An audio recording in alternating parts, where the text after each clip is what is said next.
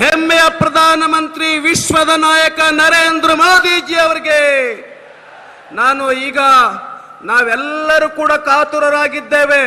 नरेंद्र मोदी जी और भाषणवನ್ನ ಕೇಳಬೇಕು ಅಂತ ಹೇಳಿ मैं रिक्वेस्ट करता हूं, विनंती करता हूं, प्रधानमंत्री जी भाषण के लिए।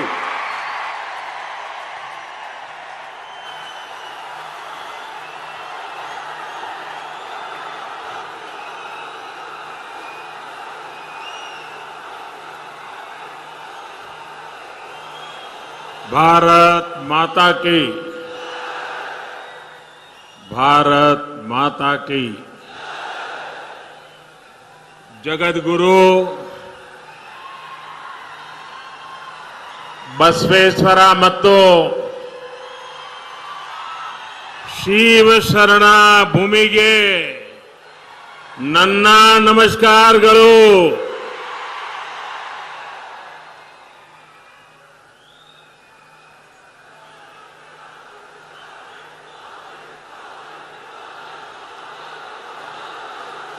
मंच पर विराजमान कर्नाटका के लोकप्रिय मुख्यमंत्री श्रीमान बोम्मई जी, हमारे सांसदगण, भारतीय जनता पार्टी के सभी वरिष्ठ नेतागण,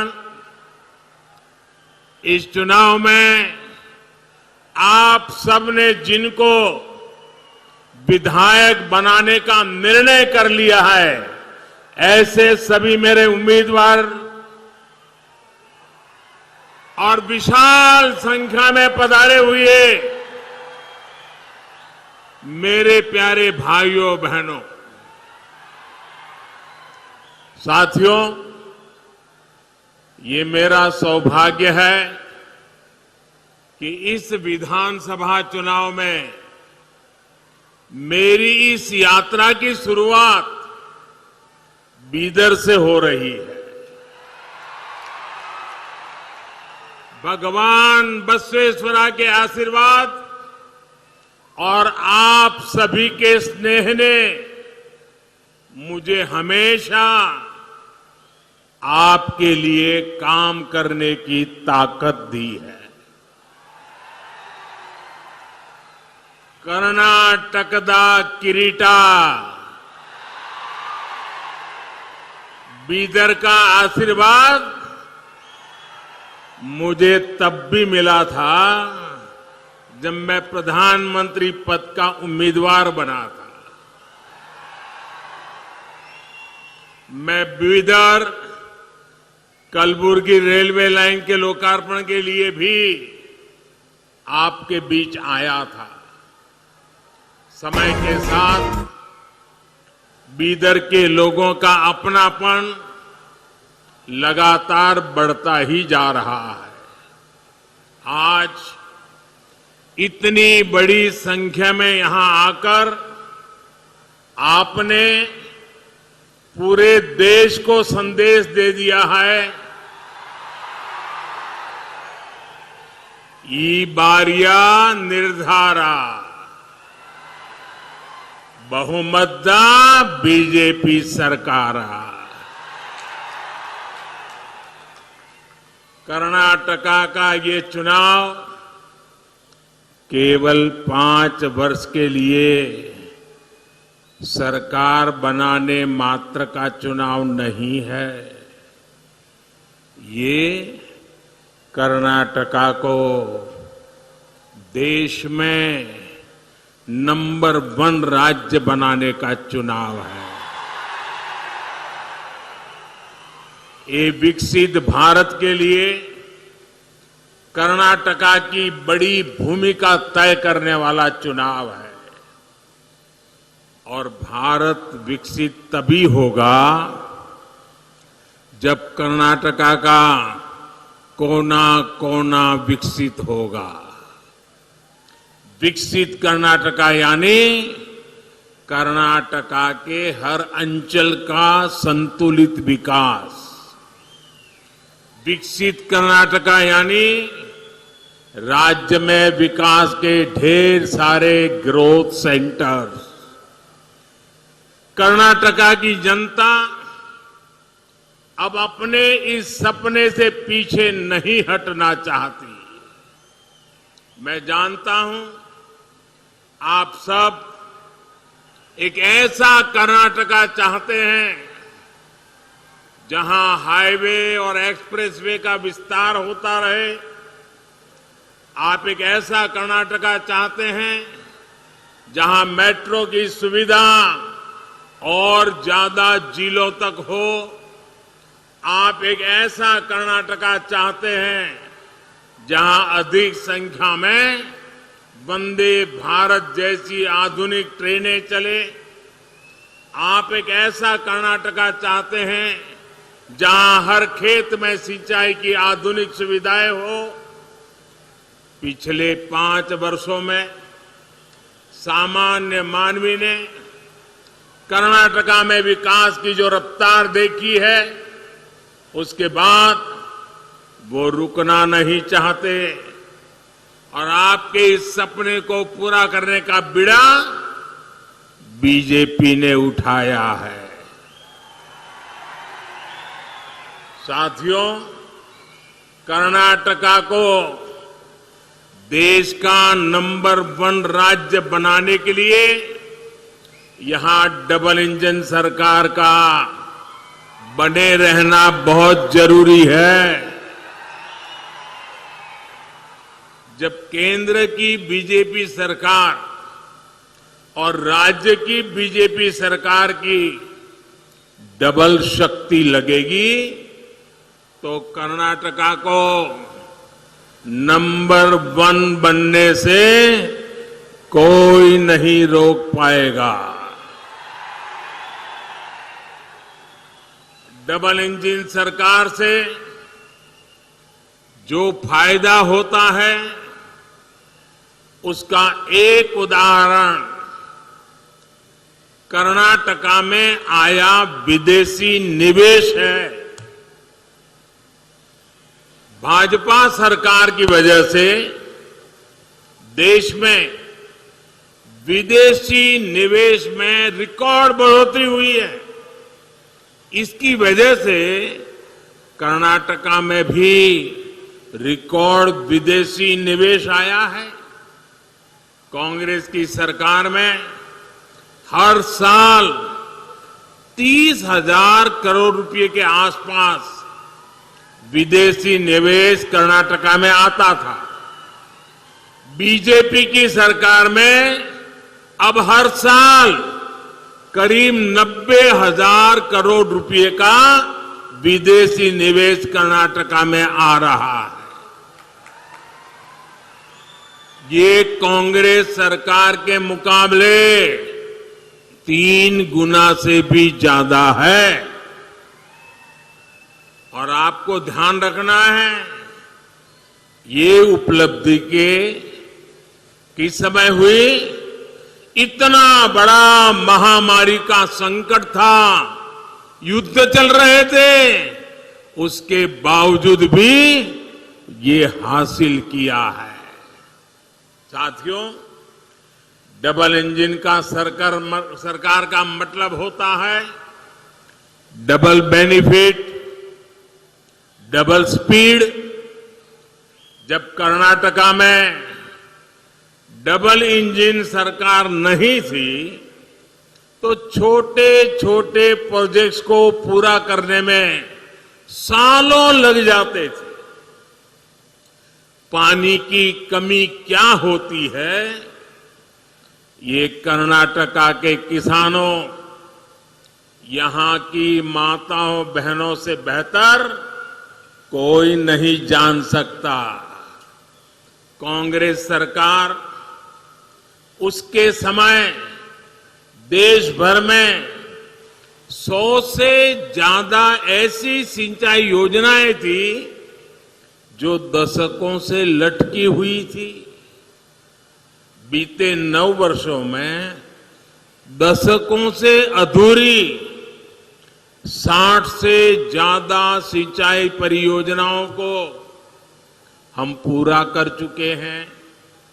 इनमें से अनेक प्रोजेक्ट कर्नाटका के भी हैं, यहां बीदर में भी महकर लिफ्ट इरिगेशन परियोजना जैसे अनेक सिंचाई के प्रोजेक्ट पर आज तेज गति से काम चल रहा है।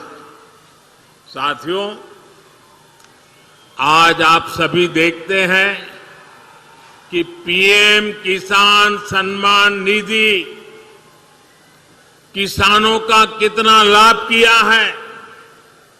अब छोटे छोटे खर्चे के लिए किसानों को यहां वहां भटकना नहीं पड़ता। लेकिन मैं आज आपको एक और बात बताना चाहता हूं। जब हमने ये योजना शुरू की थी तो यहां कांग्रेस और जेडीएस की ही सरकार थी, लेकिन ये लोग लाभार्थी किसानों की सूची केंद्र सरकार को भेजने में ही रुकावटें पैदा करते थे, लिस्ट नहीं भेजते थे। बताओ, आप सोच सकते हैं कांग्रेस जेडीएस को किसानों से कितनी नफरत है। राज्य सरकार को एक नया पैसा नहीं देना था, पैसा हम दिल्ली से भेज रहे थे। उनको तकलीफ ये थी कि बीच में कोई कटकी नहीं हो रही है, माल खाने को मिल नहीं रहा है, ये सीधा उनके बैंक खाते में जा रहा है, इसलिए लिस्ट ही नहीं देते थे। साथियों, जब कर्नाटका में भाजपा की सरकार यहां आई तो उसने यहां के लाखों किसानों के नाम केंद्र की हमारी सरकार को भेजे। आज उसी वजह से यहां के लाखों किसानों को पीएम किसान सम्मान निधि के पैसे मिल रहे हैं। इतना ही नहीं, केंद्र सरकार ने अगर हर किसान के लिए 6,000 रुपया भेजे तो यहां की भाजपा सरकार ने उसमें 4,000 रुपया और जोड़ दिए, यानी किसानों को और ज्यादा मदद। मुझे खुशी है कि पीएम किसान सम्मान निधि का लाभ कर्नाटका के लगभग 60 लाख किसानों को मिला है। उन्हें केंद्र और राज्य सरकार से मिलाकर 18,000 करोड़ रुपए मिले हैं, जिसमें से लगभग 400 करोड़ रुपए तो यहां बीदर के किसानों को दिए गए हैं।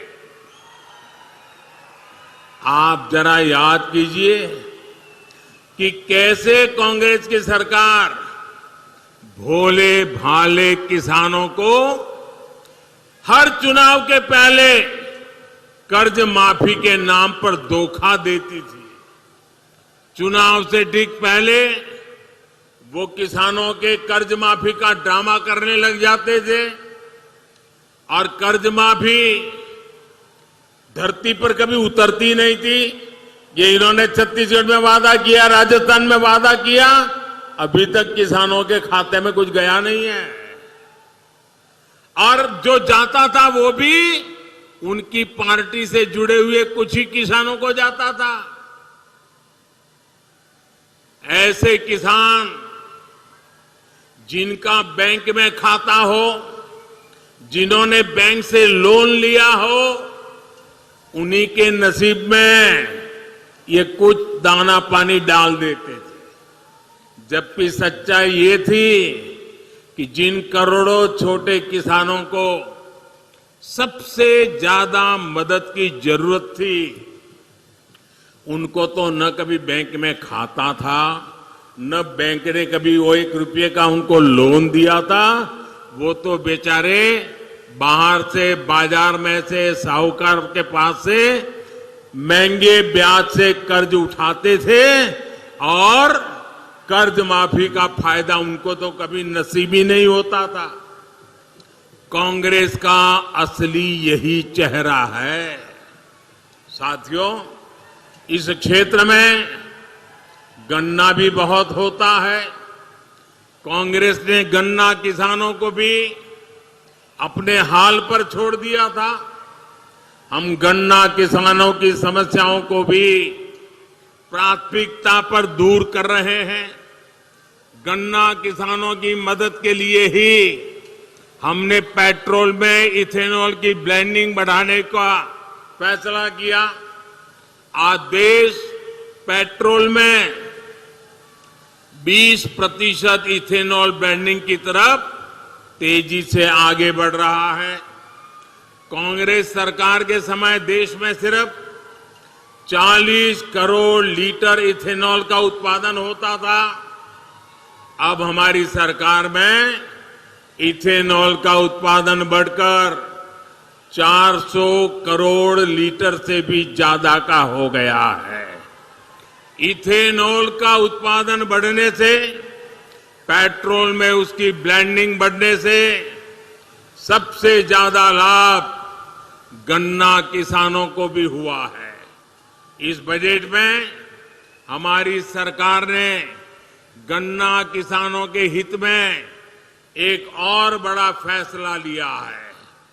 हमने गन्ना कोऑपरेटिव्स को, यूपीए सरकार ने जो चूना लगाया था 10,000 करोड़ का चूना, हमने इस बजट के अंदर उस 10,000 का जो उन पर चूना लगाया था वो भी माफ कर दिया।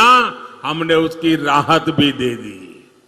इसका भी लाभ देश के गन्ना किसानों को मिलेगा। हमारी सरकार ने मिलेट्स, श्री अन्न को अंतर्राष्ट्रीय बाजार तक पहुंचाने का भी अभियान चलाया है। हमारे यहां तो ज्वार की रोटी आप लोगों को बहुत पसंद है, घर घर में खाई जाती है। ये ज्वार और उसकी रोटी जब दुनिया के कोने कोने में पहुंचेगी तो उसका भी लाभ यहां के किसानों को होगा। साथियों, गरीब की तकलीफ कांग्रेस को कभी समझ नहीं आई। उन्होंने गरीबी देखी नहीं है। और कांग्रेस वो दल है जो विकास में भी राजनीति करती है, रोड़े अटकाती है, नकारात्मकता में भरी पड़ी है। इसका एक उदाहरण गरीबों को पक्के घर देने की योजना भी है। ये योजना तो 2019 से भी पहले से चल रही थी, लेकिन जब तक कर्नाटका में कांग्रेस की सरकार रही उसने गरीबों के घर बनाने की स्पीड धीमी कर दी। गरीबों के साथ कांग्रेस इस अत्याचार को बीजेपी सरकार ने ही रोका। डबल इंजन की सरकार बनने के बाद हमने यहां घर बनाने की स्पीड को और तेज किया। देखते ही देखते 9 लाख के आसपास पक्के घर मिलना गरीबों को तय हुआ। इस योजना के तहत करीब 30,000 घर यही बीदर में ही बन रहे हैं। 30,000 घर आप कल्पना कर सकते हैं। और इनमें से हर घर कई कई लाख रुपए का, और वो भी हम घर महिलाओं के नाम पर करते हैं।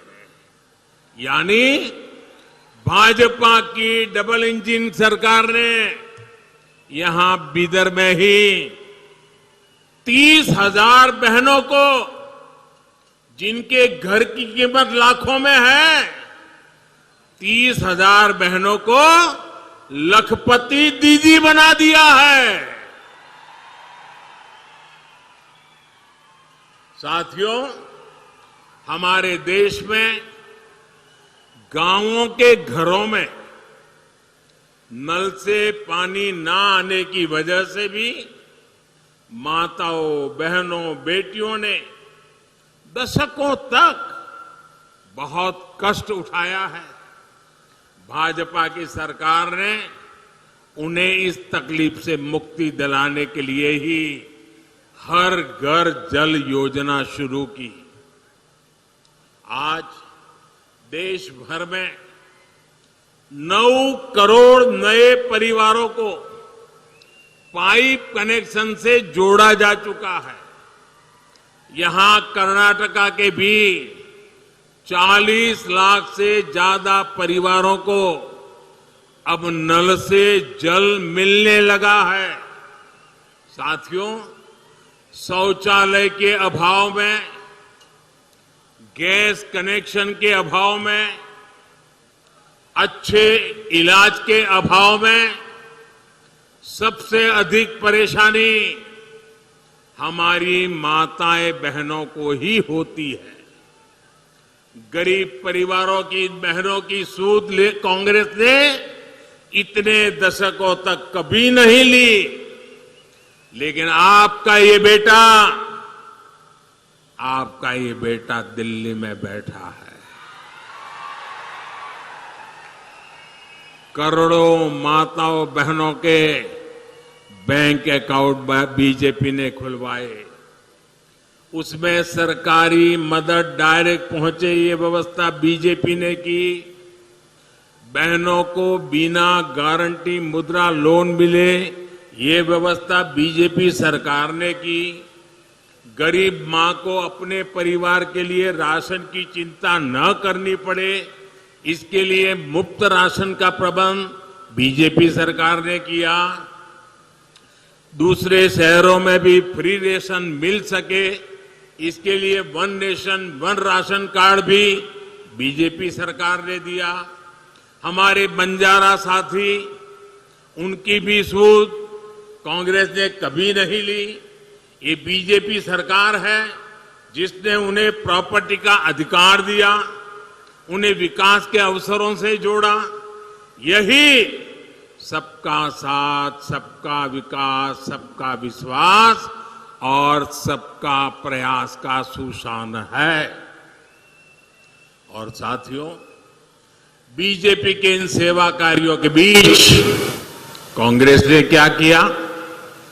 कांग्रेस ने सिर्फ समाज को बांटा, जाति, मत, पंथ के नाम पर बंटवारा किया।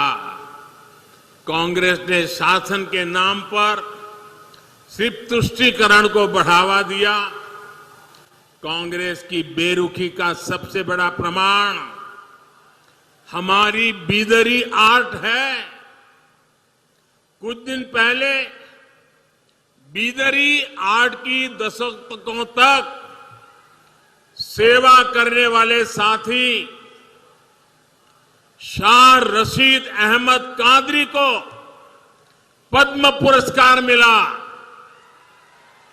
कांग्रेस की सरकार ने उन्हें सिर्फ हताशा दी थी, निराशा दी थी। भाइयों और बहनों, बीदर एक भारत श्रेष्ठ भारत की तीर्थस्थली है। गोराटा यहां से ज्यादा दूर नहीं है। गोराटा में किसानों के बलिदान को कांग्रेस ने भुला दिया था, सिर्फ इस डर से कि कहीं कांग्रेस का वोट बैंक नाराज ना हो जाए। वहां जो शहीदों का स्मारक पत्थर था, उससे भी जो धूल सफाई का काम, ये भी बीजेपी ने किया। भाइयों, अब तो दर्जनों बलिदानियों को समर्पित शहीद स्मारक वहां बन गया है और तिरंगा शान से लहरा रहा है। साथियों, अस्थिर सरकार, जोड़ तोड़ से बनी सरकार के दुष्परिणाम कर्नाटका ने बहुत भुगते हैं। एक अस्थिर सरकार का फोकस लोगों की सेवा पर नहीं होता है। आपको याद होगा कि कांग्रेस जेडीएस सरकार के मुखिया ने माना था कि वो कांग्रेस की दया पर चल रहे हैं। जेडीएस की जवाबदेही कांग्रेस के प्रति है, कर्नाटका के लोगों के प्रति नहीं है। ये जो उनका सत्ता प्रेम है, ये जो उनका कुर्सी गंवाने का डर है, ये उन्हें आपके लिए कुछ करने नहीं देगा।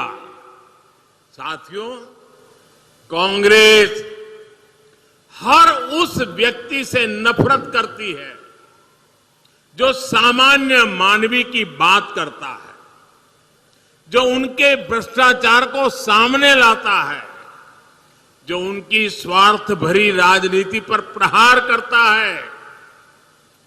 कांग्रेस की अलग गालियां कांग्रेस ने ये गालियों की डिक्शनरी में टाइम खराब करने के बजाय अगर इतनी मेहनत उन्होंने गुड गवर्नेंस के लिए की होती, कांग्रेस कार्यकर्ताओं का उत्साह बढ़ाने के लिए किया होता, तो आज कांग्रेस की ऐसी दुर्दशा न होती, ऐसी दयनीय स्थिति नहीं आती। लेकिन साथियों, जो भी गरीब के लिए काम करता है, जो देश के लिए काम करता है, उसे अपमानित करना ये कांग्रेस का इतिहास है। मैं अकेला नहीं हूं जिस पर इस तरह के हमले किए गए। आपको मालूम है, पिछले चुनाव में चौकीदार चोर चलाया, फिर आगे बढ़ गए मोदी चोर चलाया, फिर पूरा ओबीसी समाज चोर है चलाया, और अभी तो चुनाव की शुरुआत हुई कर्नाटका में, और मेरे लिंगायत भाइयों बहनों को भी चोर कहने की हिम्मत कर दी। कांग्रेस के लोग कान खोल करके सुन ले, आपने जब जब जिसको गाली दी है, उन्होंने आपको ऐसी सजा दी है, ऐसी सजा दी है, आप दोबारा खड़े नहीं हो पाए हैं। इस बार कर्नाटका में भी ये गाली का जवाब, इनके सम्मान पर जो चोट पहुंची है, उसका जवाब वोट से दिया जाएगा, वोट से दिया जाएगा। भाइयों बहनों, जब ये लोग मुझे गाली देते हैं, अब इतनी गालियां हो गई 91, और उनके टॉप मोस्ट नेता देते रहे, कोई ऐसे नहीं, छोटे मोटे कार्यकर्ता नहीं। और तब मैं सोचता हूं कि भाई ये कांग्रेस ऐसी पार्टी है, उसने तो संविधान निर्माता बाबा साहब आंबेडकर को भी ऐसी ऐसी गालियां दी थी, बाबा साहब को भी छोड़ा नहीं था। एक बार खुद बाबा साहब ने सार्वजनिक तौर पर विस्तार से बताया था कि कांग्रेस उन्हें बार बार गालियां देती है। कांग्रेस ने बाबा साहब को क्या क्या नहीं कहा। कांग्रेस बाबा साहब को राक्षस, राष्ट्रद्रोही, दगाबाज दोस्त, आप सुनकर के हैरान हो जाएंगे। उस जमाने में बाबा साहब जैसे महापुरुष को कांग्रेस ने ऐसी ऐसी गालियां दी थी। कितने ही अपमानजनक शब्दों से वो आए दिन बाबा साहब को अपमानित करते थे। आज भी हम लोग देखते हैं कि कांग्रेस कैसे वीर सावरकर जी को गालियां देती रहती है। कांग्रेस ने देश के जिन महान सपूतों को गालियां दी है, बड़े से बड़े महापुरुष उनकी गालियों के शिकार हुए हैं। और जब ये सब मैं देखता हूं तो मुझे लगता है चलिए कांग्रेस भी मुझे इतना उन लोगों की तरह सम्मान देती है जो उन्होंने बाबा साहब आंबेडकर को दिया, जो उन्होंने वीर सावरकर को दिया, वैसी ही गालियां मोदी को दे रहे हैं। अब बाबा साहब वीर सावरकर की तरह अगर वो मोदी को गाली देते हैं तो मैं तो इसे उपहार मानता हूं। और कांग्रेस गाली देने में समय बर्बाद करती रहेगी, मैं जनता जनार्दन की सेवा में अपने आप को खपाता रहूंगा। दिन रात काम करूंगा, ज्यादा काम करूंगा। आपके आशीर्वाद से सारी गालियां मिट्टी में मिल जाएगी दोस्तों, सारी गालियां मिट्टी में मिल जाएगी। और कांग्रेस वाले लिख करके रखें, आप जितना ज्यादा कीचड़ उछालोगे कमल उतना ही ज्यादा खिलने वाला है। भाइयों बहनों, आपके आशीर्वाद से मुझे कर्नाटका की सेवा करने से रुकना नहीं है, और ज्यादा सेवा करनी है। पूरी दिल्ली को आपकी सेवा के लिए मुझे लगाना है। इस बार फिर एक बार कर्नाटका को तेज विकास के लिए पूर्ण बहुमत की, ये मेरे शब्द याद रखिए, पूर्ण बहुमत की स्थायी और मजबूत बीजेपी सरकार चाहिए। और इसलिए एक ही बात मैं बार बार कहता हूं, ई बारियां निर्धारा, ई बारियां निर्धारा बहुमतदा बीजेपी सरकारा। कर्नाटका डबल इंजन सरकार चाहिए ताकि केंद्र और राज्य सरकार के बीच तालमेल रहे, हर जगह रुकावटें ना आए। कर्नाटका को डबल इंजन सरकार चाहिए ताकि इंफ्रास्ट्रक्चर के प्रोजेक्ट में तेजी से पूरे हो। कर्नाटका को डबल इंजन सरकार चाहिए ताकि विदेशी निवेशकों का भरोसा मजबूत हो। कर्नाटका को डबल इंजन सरकार चाहिए ताकि कर्नाटका कांग्रेस का एटीएम नहीं बल्कि देश का ग्रोथ इंजन बना रहे। कर्नाटका को डबल इंजन सरकार चाहिए ताकि केंद्र की गरीब कल्याण की योजनाएं बंद ना हो। भाइयों और बहनों, मुझे पूरा विश्वास है कि 10 मई को भारी संख्या में आप पोलिंग बूथ तक पहुंचेंगे और कमल के फूल पर बटन दबाएंगे। इस बार का वोट विकास के अमृत काल के लिए, इस बार का वोट कर्नाटका को देश का नंबर 1 राज्य बनाने के लिए।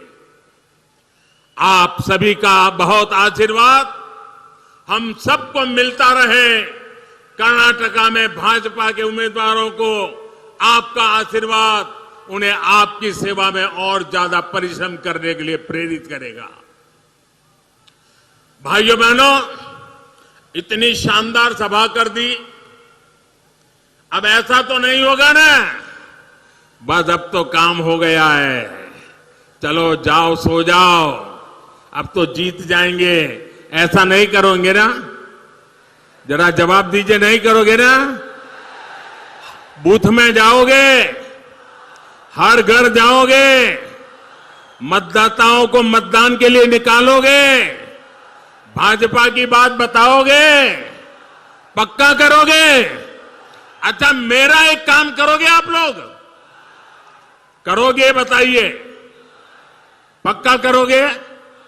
ईमानदारी से करोगे? घर घर जाकर के करोगे? तो एक काम करिए, 10 मई के पहले सभी मतदाताओं के घर जाइए और जाकर के उनको कहिएगा कि आपके सेवक मोदी जी हमारे बीदर जिले में आए थे और आपके सेवक मोदी जी ने आपको नमस्कार कहा है। ये मेरे नमस्कार उनको पहुंचाओगे? हर माता बहनों को पहुंचाओगे? मेरे नमस्कार अगर पहुंचाओगे ना तो मुझे उनके आशीर्वाद मिल जाएंगे और उनके आशीर्वाद से मेरी ऊर्जा इतनी बढ़ जाती है कि मैं दिन रात और ज्यादा काम कर सकता हूं। और इसलिए मेरे लिए आपको ये काम करना है, हर घर जाकर के कहना है कि आपका सेवक मोदी आया था, मोदी ने आपको नमस्कार कहा है। बहुत बहुत धन्यवाद।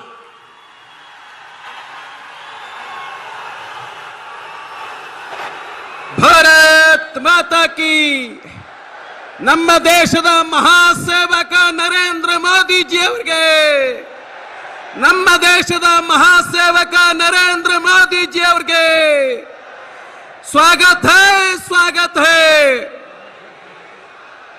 स्वागत है स्वागत है। धन्यवाद धन्यवाद मोदी जी, धन्यवाद धन्यवाद धन्यवाद धन्यवाद धन्यवाद। जोराಗಿ ಹೇಳಬೇಕು, धन्यवाद धन्यवाद। भारत माता की।